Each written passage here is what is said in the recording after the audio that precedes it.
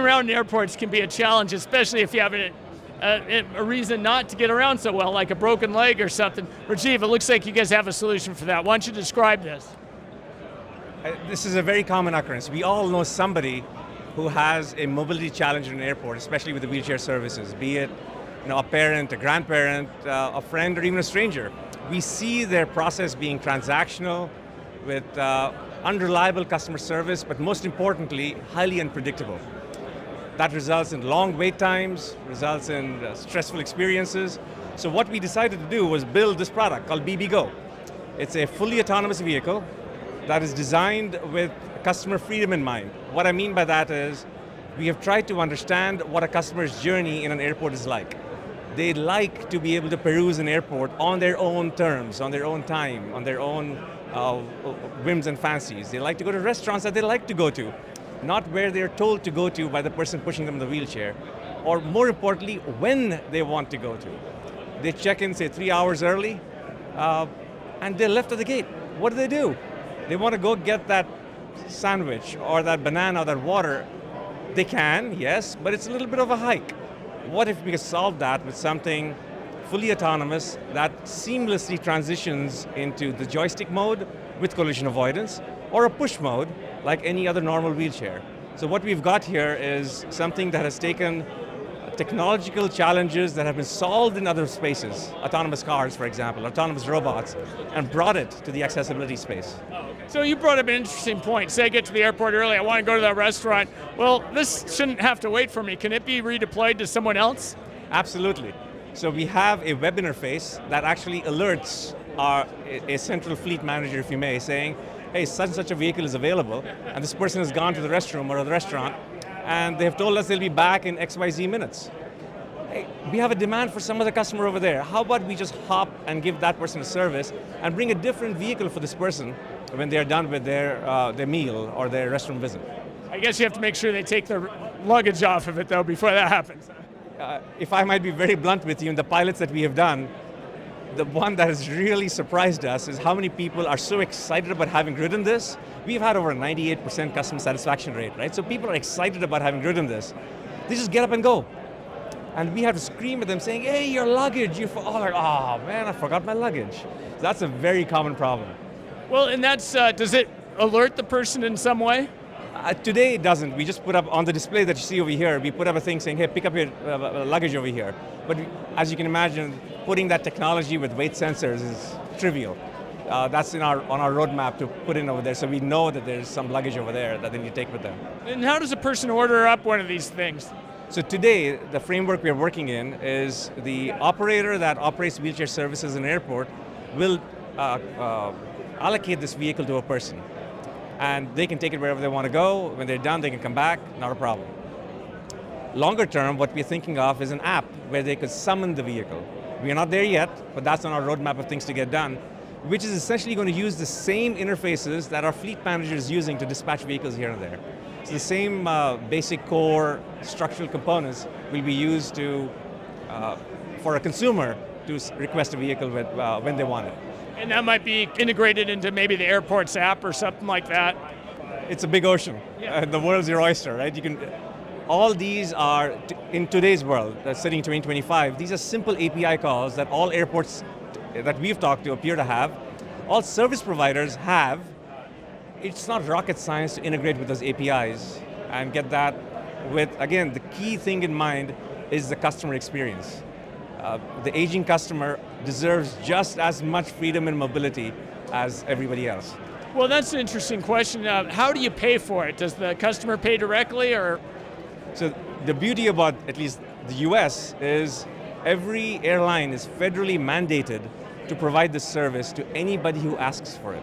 This is part of a DOT, a Code of Federal Regulations, and the airline has to pick up the tab. It's literally US law. It has been copied, if you may, or adapted into other countries around the world, but the US, obviously, we lead the world on this. So the tab is footed today by the airlines. So a key challenge for us was, hey, that means we cannot be charging an arm and a leg for this. We've got to make it such that the airport actually saves money compared to the services they're providing today. And in that sense, it's a robot. The more you use it, the more you save, really. because your cost of deploying a robot is about the same as cost of deploying a robot for an hour or 8 hours. It's about the same, minus the charging and wear and tear, which is a small number. And so it seems like that's a huge opportunity. And talk about the technology. I see that NVIDIA is part of the brains behind this, it looks like. Absolutely, absolutely. So we're using an NVIDIA CPU/GPU to essentially drive everything that happens in the vehicle. Today, nothing happens in the cloud, and part of it has to do with the fact that airports need to be sure that there's no information leaking out of the airport stays safe. The passenger needs to know that the vehicle is not relying on some random AI algorithm running somewhere in the cloud that might have a hiccup and you have the whole fleet going down. So every vehicle runs on the edge. All decisions for movement are made locally on that Jetson computer. The Jetson computer takes in all the input from all the sensors, combines them all together, figures out where to go, what to avoid. Like we have go, no-go zones, so sorry, escalators are no-go, moving walkways are no-go. Maybe you want to contain the vehicle to just a certain terminal.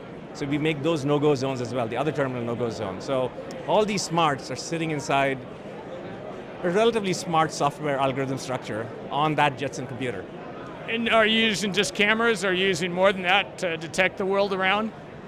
Today we're using a combination of LiDARs and cameras, but it's funny you say that because depending on the country we are in, the regulations change.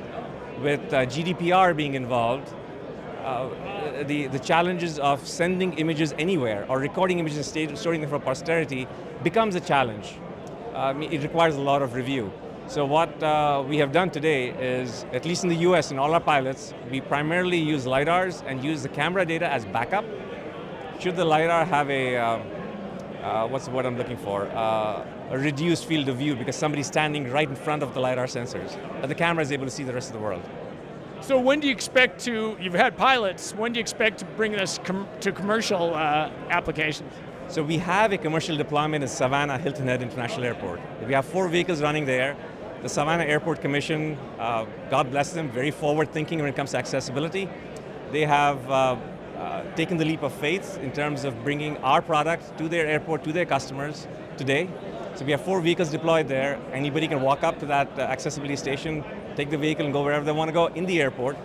Again, with the goal of having a fully accessible journey in the airport. Very soon, after these pilots, we'll be headed to other airports in the US. We're still not contracted with them, so I'm obliged to not use their names yet, but relatively big airports in the US will have fleets of 10 to 15 vehicles, or BBGO vehicles. And that's a huge market in and of itself, but do you see other verticals that you potentially would go in? You can talk to at this time. Absolutely, it's a leading question, Your Honor.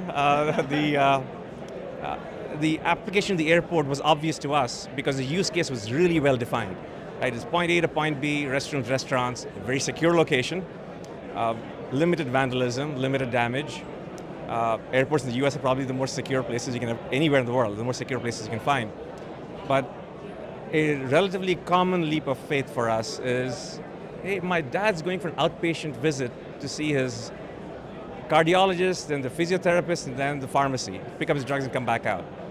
Today, my mom or dad cannot go, well, they can go on their own, but they don't, because they're like, hey, let me wait for him to get done with his work and then he'll take me to the hospital. Well, today they can take an Uber, but what do they do when they get to the hospital? They have to walk that entire mile, mile and a half, 2 miles. What if they could use one of these vehicles for their outpatient visit? Now, inpatient is a very different problem altogether. I think not just the legal challenges aside, you don't know who the patient is and what their cognitive challenges are. But hospitals is definitely our long-term goal. Elder care centers is a more near-term goal for us, where quality of life can be improved for just about anybody in these setups. Excellent. Well, there's a huge market ahead of you for you, and I look forward to riding one of these someday. Thank you, sir. Thanks.